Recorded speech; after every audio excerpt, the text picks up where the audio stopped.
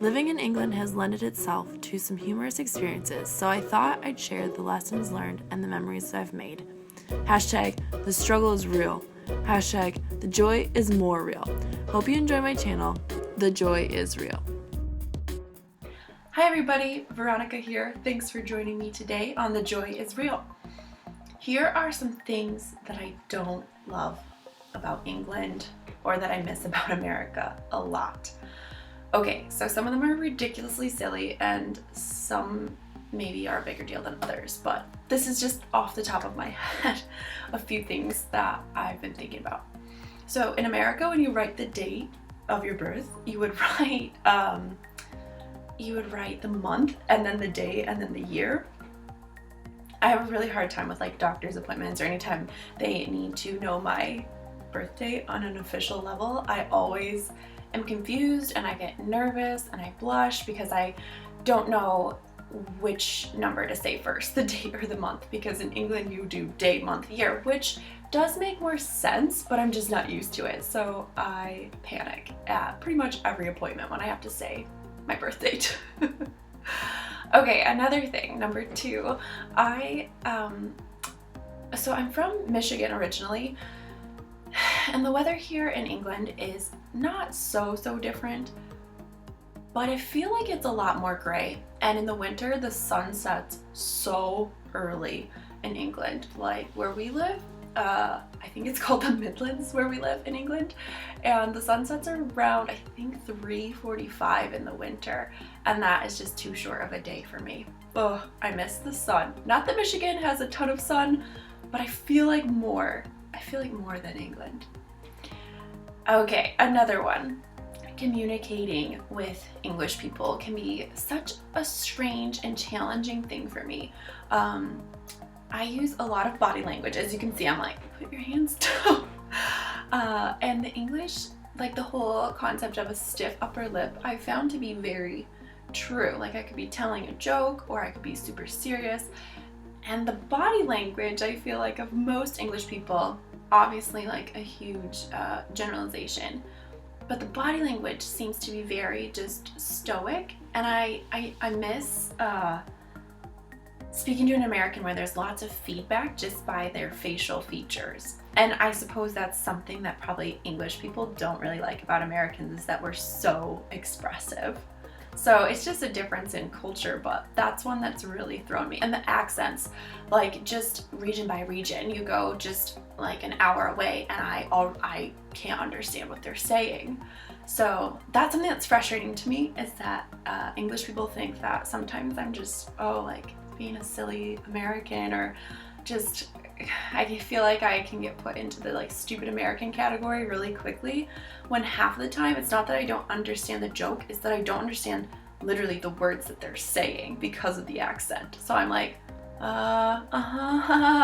so it's kind of, that's, I don't know, maybe I am just a dumb American, but I don't think that I am all the time. Anyways, okay, another one. They don't use salad dressing here. They have this stuff called salad cream, and it's gross. It's like mayo or something. It's not salad dressing. It's not good. And if you go to a restaurant, if you go to a restaurant or something, they just put like a couple pieces of lettuce and they're like, here's your salad. I just really miss a good like Caesar salad with chicken and cheese, just all kinds of stuff loaded in there. I really miss that. So I've learned to make my own salad dressings, which has really helped, but I still miss, like, ranch dressing is not a thing here.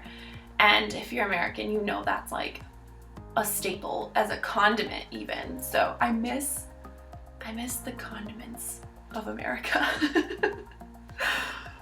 Okay, another thing. The price of fuel, or if you're American, the price of gas. I get looked at so strange if I say gas here. They think that means some bodily issues, I suppose. But the price of fuel is just astronomical whether you're driving a diesel or a petrol, as they would say. I think I might do a video on the cost of living, because I think that's one that Sometimes I feel like the cost of living here is so much higher than America, but then in other ways I feel like it's cheaper to live here. So I'd like to do a breakdown and make a video of that, like fuel, cost of living as far as, you know, your mortgage or your rent, running a car, all those things that cost money. Sometimes it's more expensive here, and in other ways it's not. Customer service and capitalism. Oh, I miss being treated like royalty just because I'm a customer in somebody's store. At the same time, I appreciate England not being such a consumerist mentality as America. So that's kind of a plus and a minus. Along those lines, again, I miss having a big meal at a restaurant and not paying a huge amount for it. Here, you have to order a starter, a main, and a dessert to even like come close to filling up my massive appetite. But maybe that's just because I'm American and I don't know how to eat reasonably. I don't know. Another thing, paying for parking. Everywhere you go, you have to pay for parking. And I know it's because we live on an island and it's a premium, but yeah, I miss just being able to go and park. Okay, there is so much mud in this country. I really miss having dry ground to walk on. That's a silly one, I suppose. And another one with this is connected housing. All the houses touch everything. There are detached houses, but they're so unaffordable for the average person, I feel like, in England. So everybody lives really close together, so that I miss the wide open spaces, the big lawns, all that. And in England, the bathrooms have different taps. So you have like a cold tap and a hot tap. And I miss just having like warm water. You get hot or cold. And this is in the older houses. Not every house is like this, but just something that's different. And no plugs in the bathroom. You can't do your hair in the bathroom. Not that I obviously do my hair that much. It's really windblown today because I was playing with the kids outside, but there's no plugs in the bathroom to do your hair.